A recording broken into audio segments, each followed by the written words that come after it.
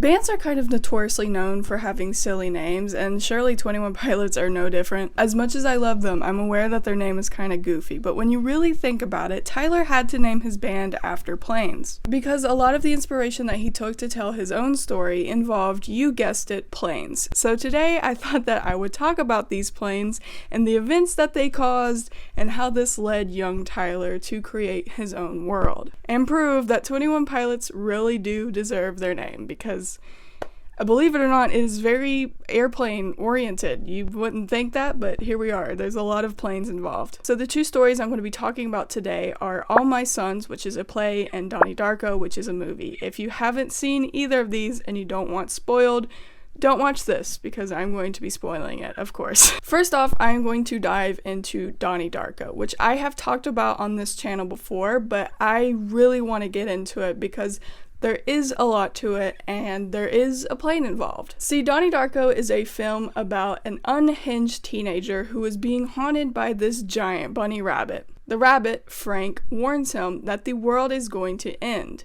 Donnie has to then make the decision. Does he sacrifice himself and only he dies, or does he sacrifice the entire universe? This whole dilemma starts when a jet engine falls through a wormhole and falls into his room. The first time this happened, Frank was there to save him, which starts a parallel universe in which Donnie actually survived this. So Donnie is at a crossroads. He can sacrifice himself and end this alternate universe and save the primary universe, or he can continue on, not sacrifice himself, and have both universes destroyed. This is where it gets a little complicated because it's all like timey-wimey, wibbly-wobbly stuff. Ultimately, Donnie does get over his fear of dying alone and sacrifices himself and is killed by this jet engine that falls off a plane, resetting the universe and saving everyone in it. Now, while watching this movie, there are so many little Easter eggs, and I can just imagine like a young Tyler watching this and getting so many ideas. Honestly, I got more out of Donnie Darko than I did All My Sons, and All My Sons is apparently where the name came from. So I was a little surprised to see less references in the play and more in Donnie Darko. But let's get into it. Donnie Darko as a character reminds me a lot of Tyler. Like, even the way they look, I don't know, for some reason they just remind me of each other. Like this picture here, I would fully thought that it was Tyler, even down to like the skeleton shirt. But both Tyler and Donnie Darko use art as a way to express themselves and to tell their story. In one of the scenes of the movie, Donnie tells Gretchen that he wants to be a writer or a painter. I'll write a book and draw the pictures. Then maybe people will understand me. I don't know, change things. This really does remind me of how Tyler uses his music and his art to try to make a difference. I can definitely see why Tyler likes Donnie Darko so much, because I really think he does see himself in him in a way. Right after this, Gretchen asks about his name and says it sounds like a superhero, to which he says, "What makes you think I'm not?"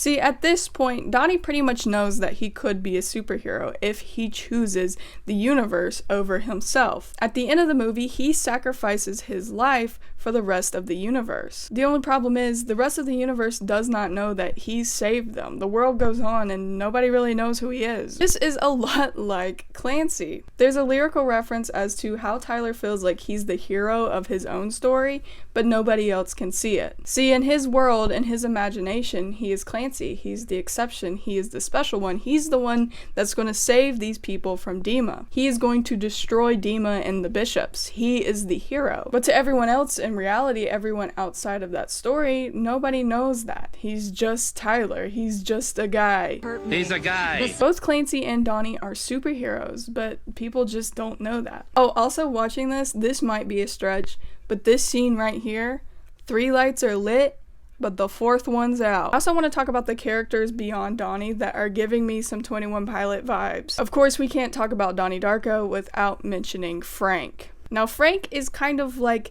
the Nico, the blurry face in this situation. He haunts Donnie and he tells him to do all of these things like flood a school and burn down somebody's house. Not really good things, but Donnie's being controlled by this rabbit, much like how Clancy is being controlled by Dema and Blurry Face. I can see how Tyler took inspiration for that when writing Blurry Face and Clancy. Jim Cunningham is another character in this movie that gives me Good Day Dema vibes. Like, he acted a lot like how Dan and Sally acted in the live stream, But you could say that he represents the mindset of the bishops themselves, or even this idea of vialism. See, a lot of Jim's control in this movie comes from the fact that he is religious. He is using a religion, a hijacked religion, to control the people in this town. The only one not falling for it is Donnie Darko, who stands up to him and ultimately exposes him for being evil. That kind of sounds a lot like what Clancy is doing to the town of Dema. Clancy never buys into the Dema propaganda, even though the bishops are really trying hard, while everyone else kind of falls for this idea of vialism. Clancy is standing up against it, much like Donnie and Jim. Also, I just want to point out, this might not be true just yet, but considering with what we've seen so far, it seems like Clancy might burn down Dema, and I just want to point out there, Donnie did burn down Jim's house. So maybe Clancy will have a Donnie Darko moment, I'm not sure. The next story I want to look at is All My Sons by Arthur Miller, which is based on a true story that was written by his mother in the Ohio newspaper, which I thought it was interesting that it was set in Ohio, since that is where Tyler and Josh are from. While watching the play, there's even a Columbus mention, so I don't know if that resonated with Tyler, but there you go. Now, we know that the actual name of the band did come from this play, because this play is about Joe Keller, a man who knowingly sold faulty airplane parts which killed 21 pilots. The perished 21 pilots in question is what inspired Tyler to name the band 21 Pilots, and let me just say, when they bring this up in the play, it gives me like a full body reaction. It was like a jump scare. He killed 21 pilots. Now, besides giving the band its name, there's not really a lot of direct storyline references that I can see between the two, but I will say that I think how Tyler is storytelling is a lot like this play, in the sense that a lot of the characters represent certain mindsets. See, our main character, the dude that sold the airplane parts,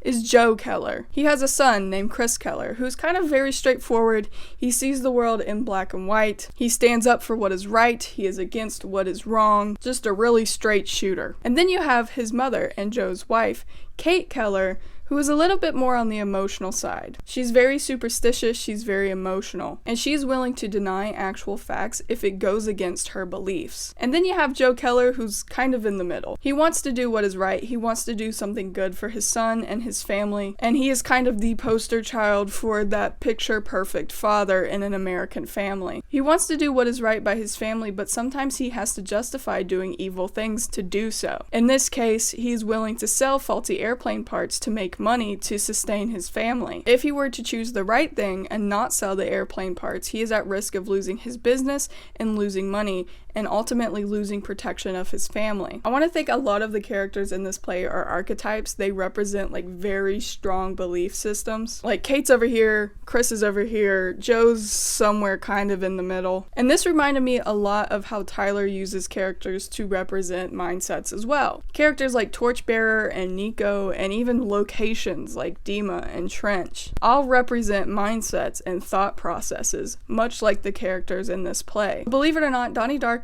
and All My Sons do have a bit of an overlap. It seems like Tyler Joseph loves moral dilemmas that involve planes and stories that involve a character named Frank. Both of these had Frank. That's not really important, but both of them had a Frank. See, not only both of these stories are kicked off by planes, a lot of them deal with this idea of black and white. You put things in boxes. Things are either good or they're bad, and there's nothing else. But see, real life isn't like that. You're in situations where there's a gray area. There is no black and white. See, somebody could do something that is morally bad, but have perfectly good reasons for doing so. See, there's nuance to life. You can't really put things in boxes, and that's exactly why our characters get into trouble here. See, a big theme in Donnie Darko is this battle between fear and love. People either act out of fear or they act out of love. And even Donnie was able to realize that the world just doesn't work like that. There's a lot of reasons as to why someone would do something, and it's not really always that simple.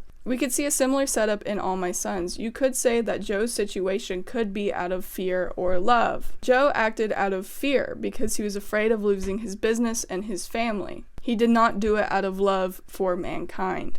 Both characters in both of these stories are kind of ruled by fear, at least for a little while. Both of these characters are forced to make decisions between one or the other, but you can't really go about life like that because there is a lot of nuance and a lot of gray areas in life. I think that kind of concept alone, these moral dilemmas, is really what inspired Tyler to write his story, because there is a lot of nuance into the 21 Pilots lore, a lot of understanding of how the world works. 21 Pilots has always been honest in the journey of mental health. It's not just one battle, it's a continuous cycle that we will always have to fight, but it's one that we can't give up. And I think that complexity and that thought-provoking discussion is what really inspired Tyler, and I can really see that in his music, in the way that he writes things in such a way that is so ambiguous that there's a lot of interpretations, and there's a lot of ways that fans can theorize and talk about his art. And don't forget, both of these stories, both events were kicked off by planes. Had it not been for faulty airplane parts and a wormhole that sent a jet engine through somebody's window,